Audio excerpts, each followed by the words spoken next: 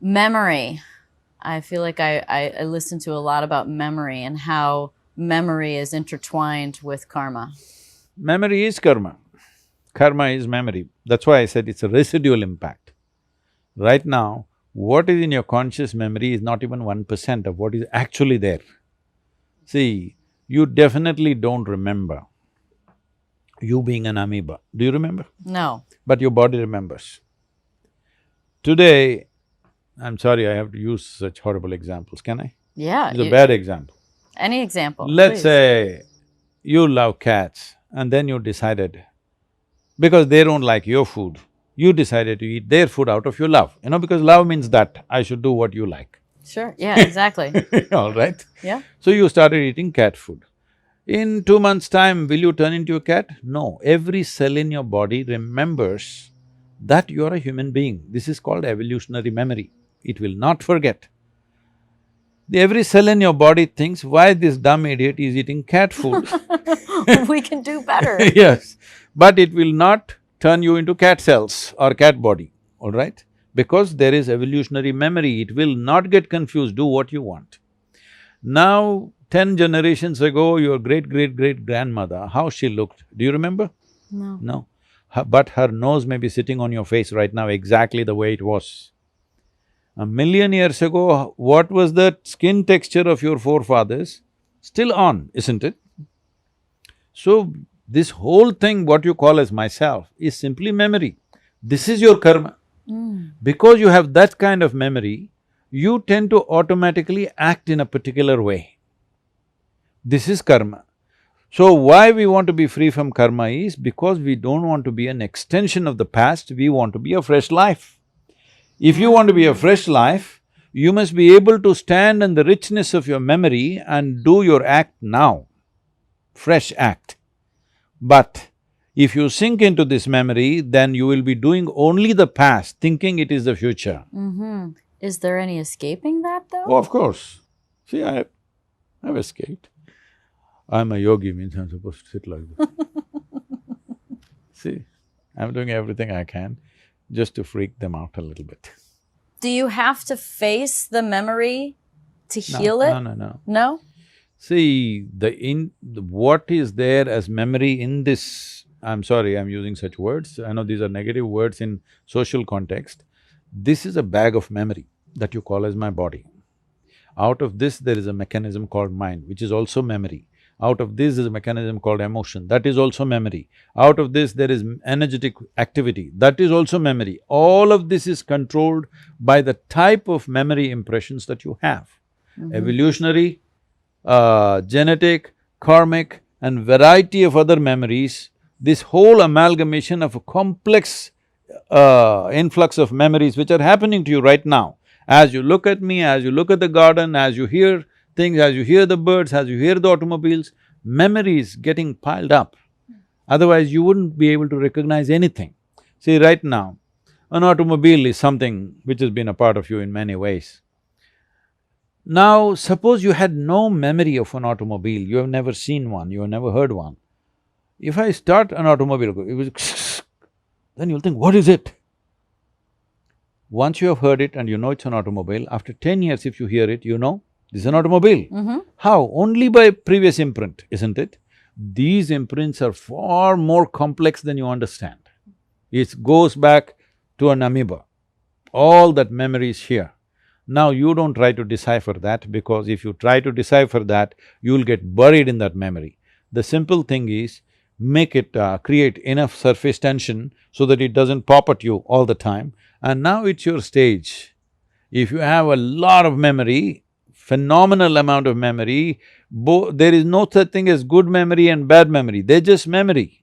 Memory means it is past impressions. Yesterday can neither be good nor bad, isn't it now? It's over. Right.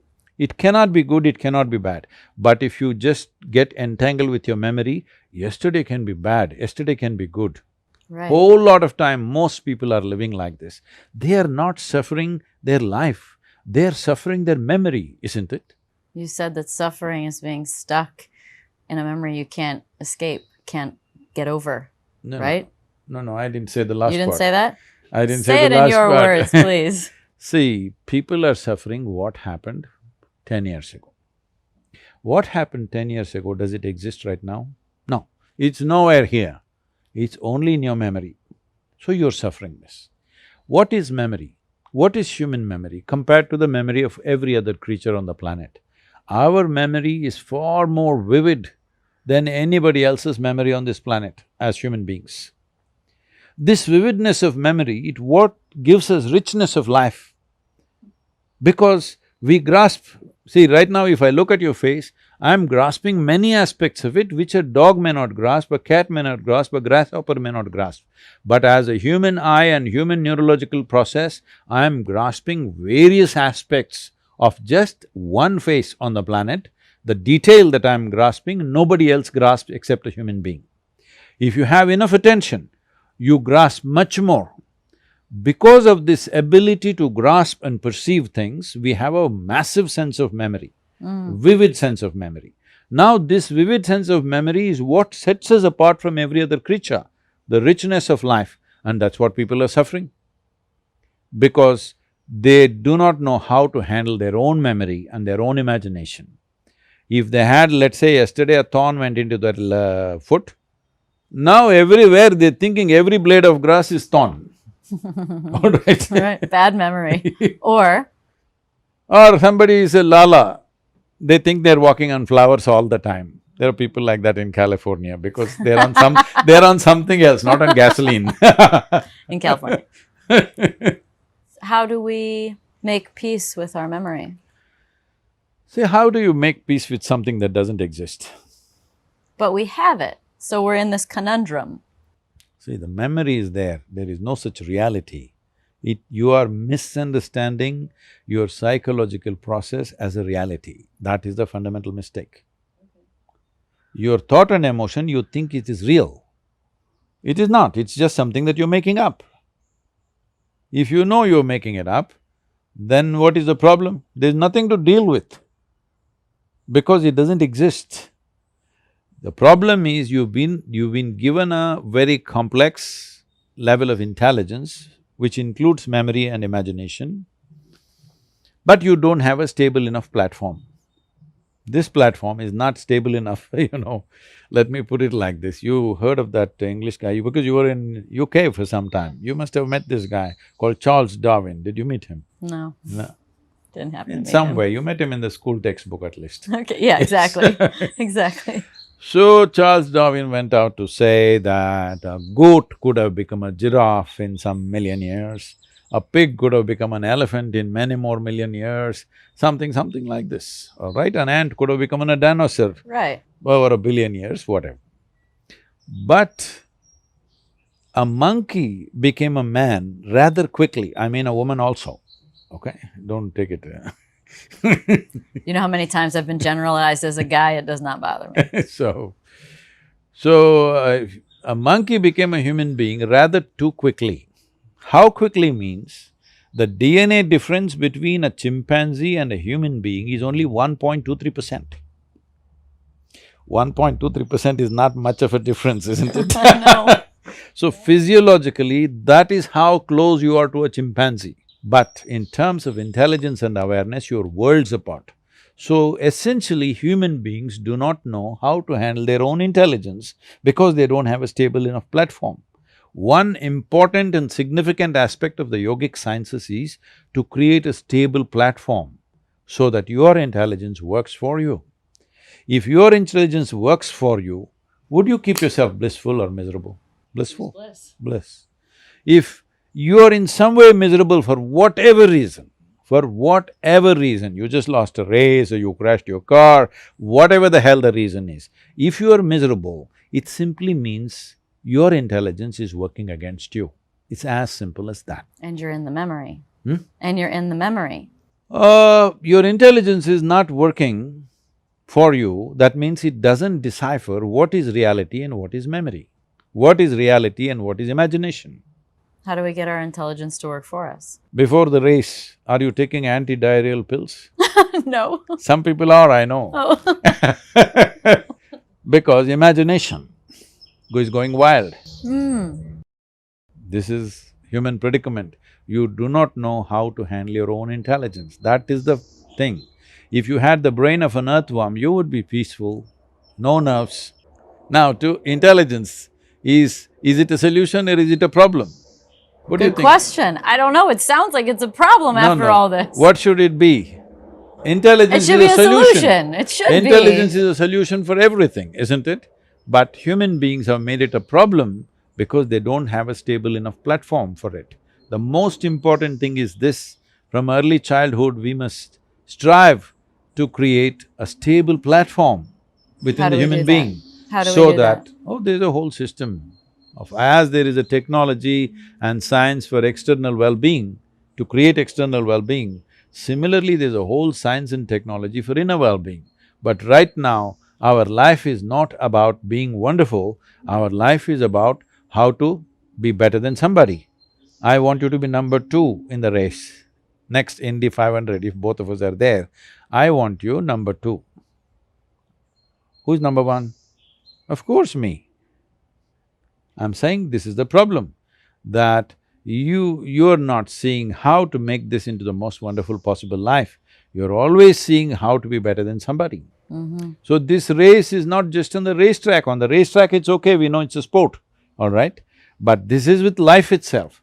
Now, if you're on the racetrack, what is your goal? You want to hit the finish line first. Right. Are they doing this? How are they doing You're totally in right. That's exactly how they do it, yeah. Sometimes they use two. You want to see the checkered flag. That's right. Quick. So if you believe your life is a race, what do you think is the finish line? That's a great question. Enlightenment or death. Maybe someone thinks death. I don't know. Is that the finish line? What is the finish line for life? For the race, the finish line is checkered flag. Right. For life, the finish line is coffin. Yes. Yes. Do you want to get there soon? No. No. Then don't think it's a race. It's not a race against anybody. This is about you blossoming to your fullest possibility.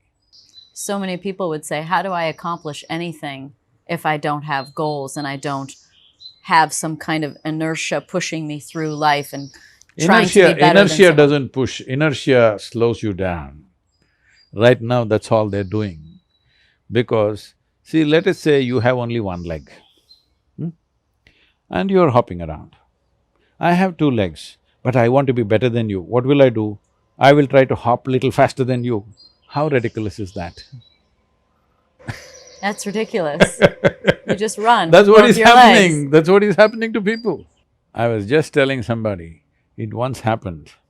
I'm sorry, I've just said that in another talk I had an hour ago. But let me say this because it's very important, because you're a racer. And in the race, of course, you want to be the first one to cross the line. You want to see the checkered flag first. Nothing wrong with that, because as long as you understand it's a sport. But everybody wants to see the checkered flag in their life ahead of everybody. That means they'll see the coffin ahead of everyone. Even they may not exactly die, but even when they're alive, they're like they're dead. They're not alive to anything, all right? This is what happens to them because they're always looking at who is going ahead, who's going behind. So I was just telling this person, this is probably… I was 9 or 10 years of age. So those days and even now, I think they have this system that every month a report card is given in the school. Right. I never understood how my home and school were connected. I just didn't understand, but this report card was the connection, transaction between my teacher and my father. And it's a private letter, why should I open it and see? I never used to open and see. I just handed it over. Every time he saw it, he freaked. I thought, she must have said something nasty to him, but she was saying something nasty about me. So once I gave the card and I had gotten 33rd rank. I was 33. My father asked, how many students in your class? I said, 33, of course. Isn't 33 a bigger number than number 1? Hello? Yeah. How many championships would you like to win, 33 or 1? 33. See? There you are. This whole nonsense we are starting from kindergarten, that you must be better than somebody, what it means is you enjoy other people's failings. That is sickness, that's not joy. It seems like the world is set up kind of wrong. All wrong. We need to fix it.